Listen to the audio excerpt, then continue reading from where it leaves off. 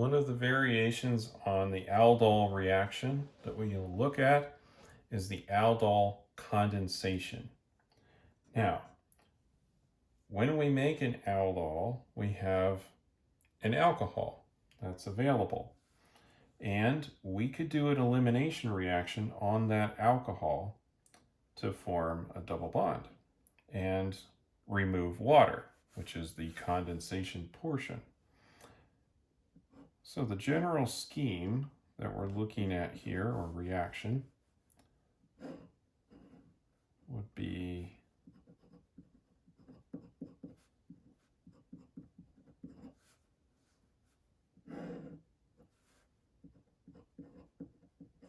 so we're going to warm this up a little, and we'll do our aldol formation.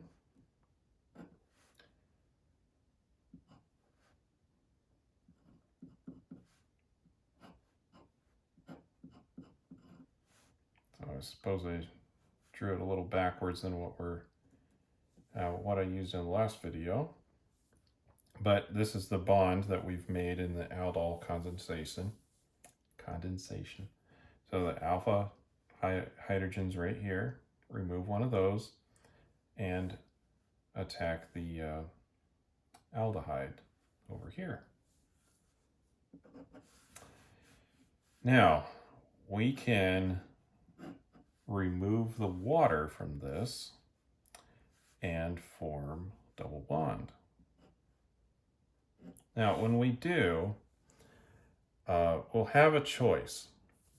We could try to remove this hydrogen here and form a double bond there, or we could try to move the hydrogen right there and form a double bond here. So I'll let you consider those two options. Now, if we made the double bond happen here and eliminated one of those hydrogens, we would not have a conjugated system, right? We have a double bond, single bond, and then the double bond. That's less favorable. And remember, this is an equilibrium process, and so we're going to form the most favored product. So this really has two things going for it. It's the more substituted double bond, right? And it's conjugated. And the conjugation is the bigger deal. So they will always form right here between the alpha and beta carbons. Now, you will also get the other isomer. So here's the E isomer, and you would also make the Z isomer. So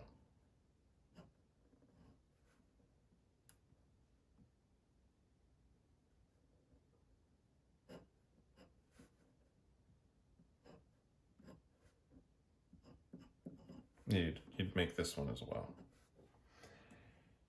And of course, you also make water. That's kind of an important thing with this, considering that this is a condensation. Now, last time in the previous video, we talked about the mechanism for making the aldol. So I'm going to skip that for now, and we'll just talk about the mechanism that goes from the aldol to the one with the double bond here, the condensate.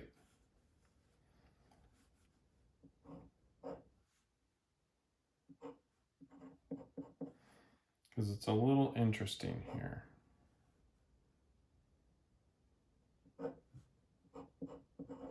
And I'll just draw the mechanism for one isomer, since they're really the same. It's just the rotation about this bond here.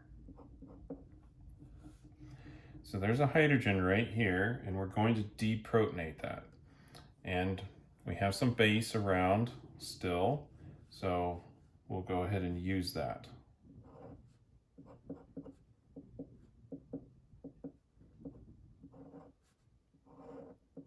So we're going to come in, take that proton away, and then those electrons are going to end up on that alpha carbon. Now, this alpha carbon is going to be resonance stabilized. So we'll go ahead and draw that here.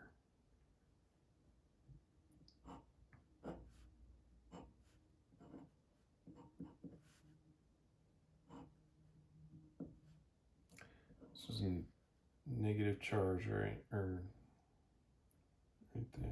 Well, wait.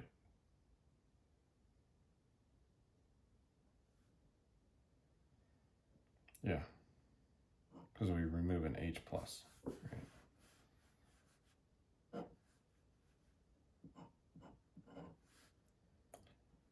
And we've got some resonance stabilization.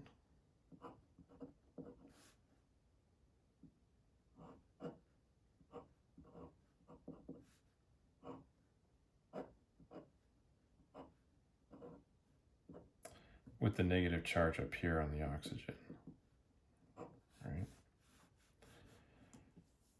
So this resonance stabilization is going to help with a very poor leaving group.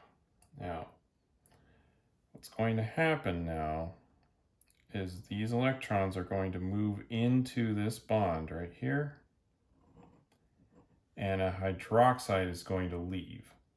And this is a little bit odd because normally a hydroxide is a very terrible leaving group. But we're going to have stabilization here. And so it's only possible in that situation. Right?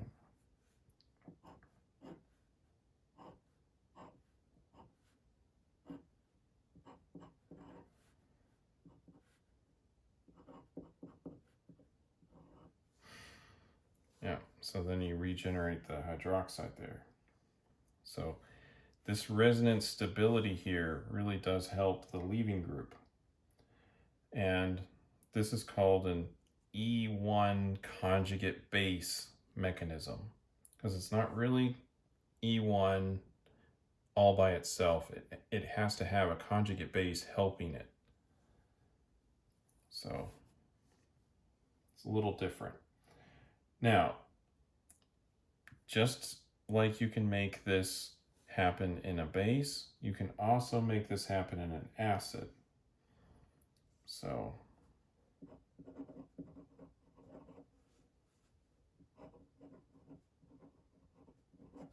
there's the base form. We'll talk about acid down here.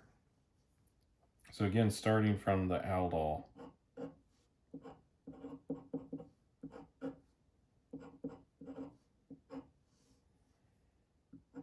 Got that proton right here. We'll bring in our acid. And we're going to protonate our alcohol right here to make it a better leaving group.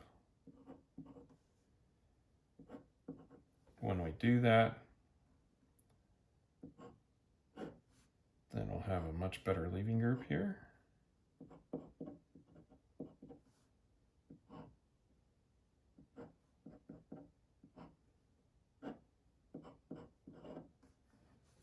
And then our leaving group will depart. And at this point, we're really just looking at an E1 mechanism, right? So this is just E1.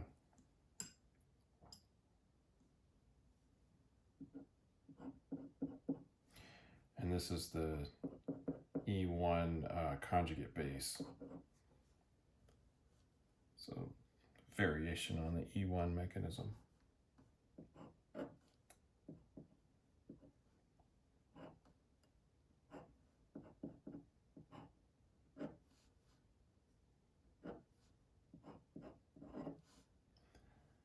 Then we'll have our water come in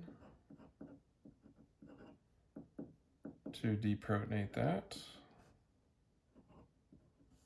And use that to form the product.